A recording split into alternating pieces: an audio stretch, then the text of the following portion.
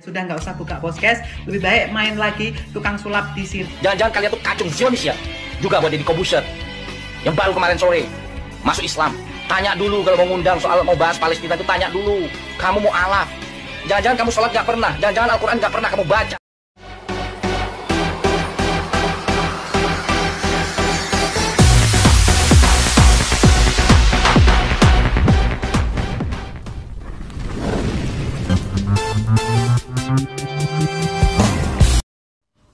Shalom teman-teman, puji Tuhan, kita berjumpa lagi dalam video kali ini. Dan kali ini teman-teman, saya langsung saja membahas kepada kita di mana Om Deddy ini lagi memanas beritanya.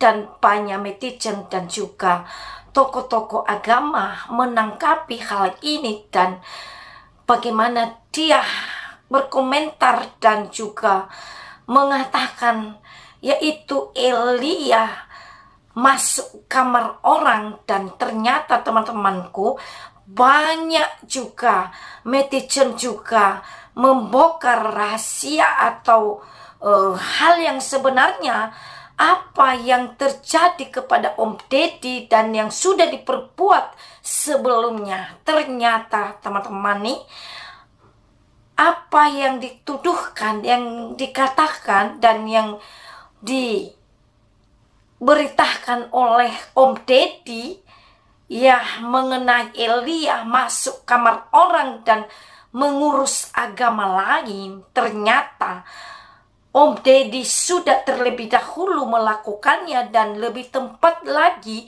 kata-katanya ini sebenarnya untuk dirinya sendiri. Teman-teman, mari kita saksikan dan dengarkan apa yang terjadi dan apa yang sudah diperbuat Om Deddy ini sebelumnya, teman-teman. Mari kita saksikan bersama-sama sebelum kita bahas lebih lanjut lagi. Sudah nggak usah buka podcast, lebih baik main lagi tukang sulap di sirkus. Main lagi tukang sulap di sirkus. Jangan-jangan kalian tuh kacung Zionis ya? Juga buat Deddy Corbuzier yang baru kemarin sore masuk Islam. Tanya dulu kalau mau ngundang soal mau bahas Palestina itu, tanya dulu. Kamu mau alaf? Jangan-jangan kamu sholat nggak pernah? Jangan-jangan Al-Quran nggak pernah kamu baca? Masuk ke kamar orang lain dan Anda keluar. Maaf, Elia nggak pernah keluar-keluar. Elia hanya konten kreator menyampaikan firman-firman ya, Kang Deddy. Kang Deddy kayaknya kalau buka-buka podcast itu nggak pantas. Kayaknya pantasnya balik lagi ke tukang sulap sirkus yang dulu lagi itu loh, Kang Deddy. Ya, Kang Deddy kalau sebagai podcast harus di tengah-tengah, harus netral. Ininya harus netral. Kang Deddy seolah-olah memojokkan Elia masuk ke kamar orang lain. Tidak pernah seperti itu. Elia tuh live pakai akunnya dia. Elia live menyampaikan firman-firman bagi umat-umat yang seiman saja. Lantas banyak orang-orang yang masuk ke roomnya Elia ya, menghujat. Kang Deddy pura-pura nggak bisa ngeliat hujatan-hujatan itu saat Elia live. Nah, Elia hanya membalas seperti itu ya. Kang Deddy yang netral. Kalau nggak bisa netral ya sudah nggak usah buka podcast, lebih baik main lagi tukang sulap di sirkus. Bilang aja cari follower mayoritas, ya kan? Karena mayoritas itu suka follow banyak sekali, ya kan? Jangan munah. Jangan-jangan kalian tuh kacung Zionis ya? Juga buat Deddy Corbuzier yang baru kemarin sore masuk Islam. Tanya dulu kalau mau ngundang soal mau bahas Palestina itu, tanya dulu. Kamu mau alaf?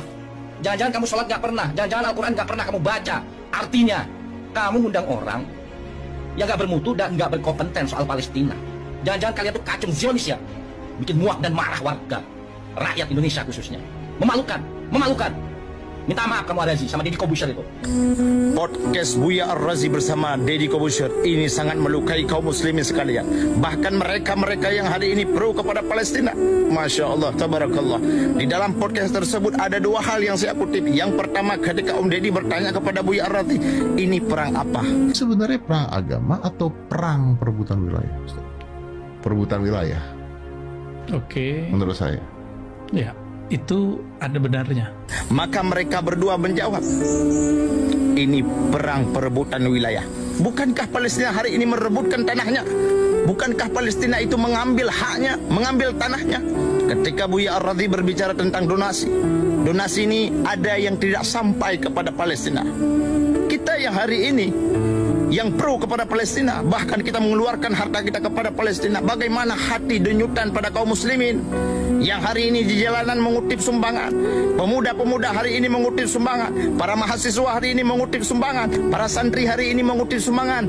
Para tokoh-tokoh organisasi hari ini mengutip sumbangan. Bagaimana hati mereka? Wahai Buya Ar-Razi, katanya Buya Ar-Razi, hari ini banyak orang-orang yang tidak boleh masuk ke Palestina. Apakah kirim uang itu melalui kantong plastik, kita bungkus langsung kita kirim ke Palestina? Tidak diizinkan masuk melalui rekening. Coba bayangkan teman-teman, jika statement ini apa yang telah disampaikan oleh Buya Ar-Razi, bagi mereka-mereka yang hari ini pro kepada Buya Ar-Razi, mereka enggan bersedekah. Apakah di sana tidak ada anak yatim? Apakah di sana tidak ada yaitu janda-janda yang kehilangan suaminya, anak-anak yang kehilangan orang tuanya kehilangan anaknya? Kita hari ini orang yang beriman kepada Allah Subhanahu wa taala. Allah mengatakan, ya ayyuhalladzina amanu, wahai orang-orang yang beriman kepada Allah, infaqu mimma radaqnakum min qabli an ya'tiya yaumul la bai'u fih. Infakkanlah sebagian daripada rezeki-rezeki yang telah Allah anugerahkan kepada kita sebelum datangnya hari kiamat yang tidak ada lagi jual beli pada hari itu, wala ghullatu wala syafa'atu, dan tidak ada juga persahabatan pada saat itu, dan tidak ada juga syafaat pada hari itu. Wal kafiruna humudz zalimun. Orang-orang kafir itulah orang-orang yang zalim, orang-orang yang mendukung orang kafir, orang-orang yang hari ini mendukung kezaliman, orang-orang yang hari ini mendukung yaitu kemaksiatan, orang-orang yang hari ini mendukung yaitu kejahatan. Itulah orang-orang yang rugi di sisi Allah Subhanahu wa taala. Masuk ke kamar orang lain dan Anda koar-koar seakan-akan kamar orang lain tersebut lebih jelek dibandingkan kamar Anda. Saya aja nggak berani nih ngomongin apa yang Anda omongin. Ngulangnya aja saya nggak berani. Shalom saudaraku semuanya. Saudaraku, Elia Miron tidak pernah melakukan apa yang dituduhkan belum lama ini kepadanya. Yang ditujukan kepada Elia Miron yang menurut saya ini keji ya. Apa tuduhan itu? Elia Miron dituduh meminta untuk merevisi Al-Quran. Elia Miron tidak pernah berkata demikian di dalam videonya itu. Tetapi yang dia minta adalah mereformasi tafsir Al-Quran. Ya, tafsirnya, bukan kitab sucinya, bukan Al-Qurannya, tafsirnya, agar jangan memasukkan ayat-ayat Injil orang Kristen ke dalam tafsir Al-Quran. Jangan digoreng kemana-mana dong. Ya, jadi sekali lagi saya katakan, Elia Miron tidak pernah meminta untuk mereformasi Al-Quran. Dia tidak pernah meminta untuk merevisi Al-Quran. Tidak sama sekali. Sebagai warga negara Indonesia, tentunya kita pun punya hak untuk berbicara, menyuarakan suara kita. Jelas sekali, permintaan Elia itu masuk akal. Mengapa? Karena memang Injil yang diyakini oleh umat Islam dengan Injil yang diyakini oleh umat Kristiani adalah Injil yang berbeda. Dari mana perbedaannya? Simple sekali. Bukankah kawan-kawan dari Muslim setuju bahwasanya Injil diturunkan kepada Nabi Isa? Betul apa betul? Betul ya? Tetapi bagi orang Kristen, di dalam kekristenan, Injil yang kami pegang ditulis oleh para rasul-rasul Yesus. Di mana para rasul itu yang menjadi saksi mata perjalanan pelayanan Yesus, mereka tuliskan perjalanan pelayanan Yesus itu. Itulah Injil yang kami yakini sebagai orang Kristen. Jadi dalam pewahyuannya saja pun sudah berbeda. Karena cara pewahyuannya saja pun berbeda, maka masuk akal nggak kalau isinya berbeda? Masuk akal. Kita anggaplah kita sekarang ini sedang memegang dua buku. Buku ini judulnya sama, tetapi penulisnya berbeda. Mungkinkah isinya sama? Tentu tidak, bukan? Jadi sebenarnya ini masuk akal gitu. Nah, dan kekristenan pun tidak pernah menyalah-nyalahkan ada tertulis di dalam kitab suci Al-Quran, kata Injil ataupun Taurat. Tidak pernah. Tidak pernah menyalahkan itu. Itu keyakinan Anda, itu keyakinan saudara-saudara. Silakan imani, silakan jalankan. Nah, kalau begitu, ketika ingin membuat tafsiran tentang ayat Al-Quran dan mengambilnya pada kitab Injil, ambillah pada kitab Injil yang diturunkan kepada Nabi Isa. Karena memang begitu yang kalian yakini.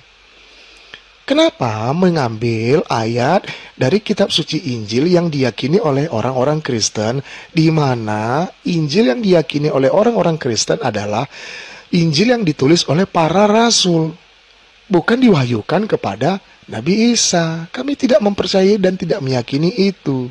Simple sebenarnya. Nah kalau saudara-saudara Muslim dan saudara-saudara Kristen pun menjalankan agamanya sesuai dengan kitab suci yang diyakininya, tanpa kita harus mengambil ayat-ayat dari kitab suci orang lain, maka kita pasti berdamai. Kita tidak akan bertengkar, saudaraku. Kita ini saudara sebangsa. Kita memang beda keyakinan. Betul, saya setuju dengan apa yang dituliskan di dalam Al-Quran.